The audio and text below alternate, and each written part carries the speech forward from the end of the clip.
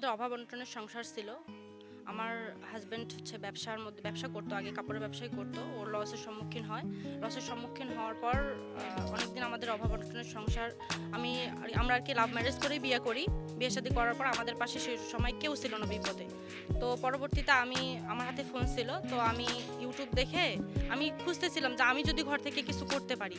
তো সেক্ষেত্রে আমি হচ্ছে করছি, ফোনে দেখছি, ইউটিউবে দেখছি যে সেলাই কাজটা তো মেয়েরা করতে পারে ঘরে বসে। তো পরবর্তীতে সেলাই যখন দর্জির কাজ দেখলাম, দর্জির কাজ থেকে আবার মোটিফাইড হয়ে আমি হচ্ছে হাতের কাজে আসলাম। হাতের কাজ দেখে যে সুই সুতা দিয়ে অনেক কিছুই করা যায়, একটা সুতি কাপড়কে অনেক সুন্দরভাবে তৈরি করে নেওয়া যায়। তো এইটা মানুষের চাহিদা থাকবে। তো আমি পরবর্তীতে হচ্ছে শিখলাম, আমি নিজে শিখে আমি নিজের জন্য করলাম।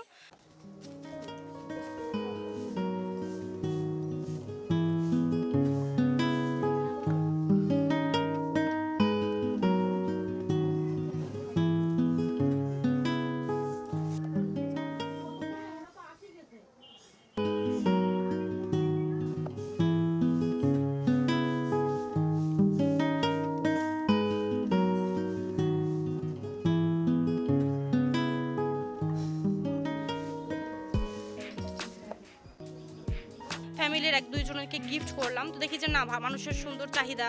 তখন আমি একটা পেজ খুললাম। পেজ খোলার পর আমি হচ্ছে পেজে ১-২টা যেটা করছি সেটার ছবি ছাড়ি। তো দেখি যে রেসপন্স অনেক ভালো। পরবর্তীতে আমি দেখি যে না, আমার অর্ডার আসতেছে ১-২টা। পরবর্তীতে হচ্ছে আমার এলাকার মধ্যে কিছু মহিলা আছে যে যারা বাসায় বসে থাকে, সময় অপচয় করে, তাদেরকে ২-১ জনকে শিখাই নিলাম। শিখায় নেওয়ার পর আমার দেখি যে আমার কাস্টমারের চাহিদা অনেক বেশি। পরবর্তী ওদেরকে শিখাইলাম। আরও মনে করেন যে দেখি যে না, আরও আমার কিছু লোক দরকার। পরবর্তীতে আমি আরও আরও লোকজনকে শিখাই নিলাম, যাদের সংসার, মনে করেন আমার এটা দিয়েই আপাতত এখন সংসার চলতেছে তাদের। তো আপনার হচ্ছে এরা যারা আছে তারা আমার কাজ করতেছে। তো দেখি যে আমার যে পেজ আছে, আমার পেজের নাম হচ্ছে হাতের ছোঁয়া। তো পেজে আমার কাস্টমার রিভিউ আছে, কাস্টমার এখন আলহামদুলিল্লাহ ভালো যাচ্ছে। এখন আমার হচ্ছে কর্মী আছে ৩০ থেকে ৪০ জন। এরা আমার এখানে কাজ করতেছে, তাদের সবাইকে আমি শিখায় নেওয়া।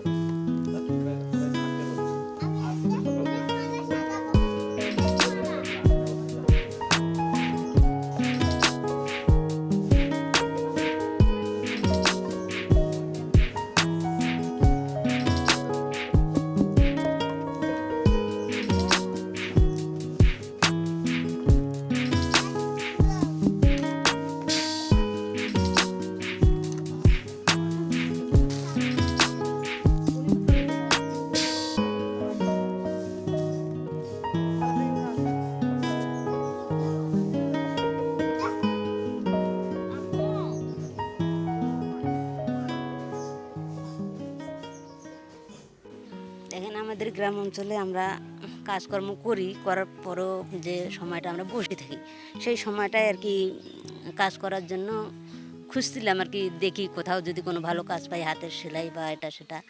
তবে এখানে খোঁজ পাইলাম, দেখলাম যে আপা এই কাজ করে। তারপরে আবার আসলাম, এখানে শিখলাম ২-১ দিন, দেখে এখন করতেছি।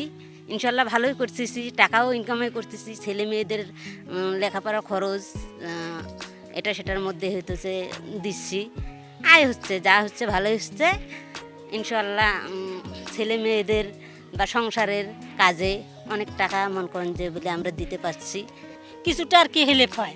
মনে কর বাচ্চা কাচ্চা আছে, তার মানে হয়তো লেখাপড়ার খরচটা হয়তো কিছুটা পায়, কি আমাদেরও হাত খরচের টাকা কিছুটা যায়, এইটাই একটা উপকার। এই কাজে আমি প্রথমেই আন্টির এখানেই দেখছি যে সবাই মিলে কাজ করে। তারপরেই আমি এখানে আন্টির কাছে আসি। আসার পরে এইখানে আন্টির কাছে কিছুদিন শিখছি। শেখার পরে আমি এই কাজ করতেছি।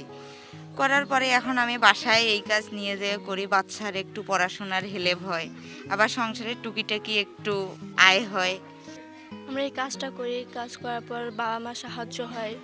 এই কাজ করার পর প্রাইভেটের মাসের বেতন, স্কুলের মাসের বেতন, মানে কাজ করে যদি আমার বাবা মার একটু সাহায্য হয়।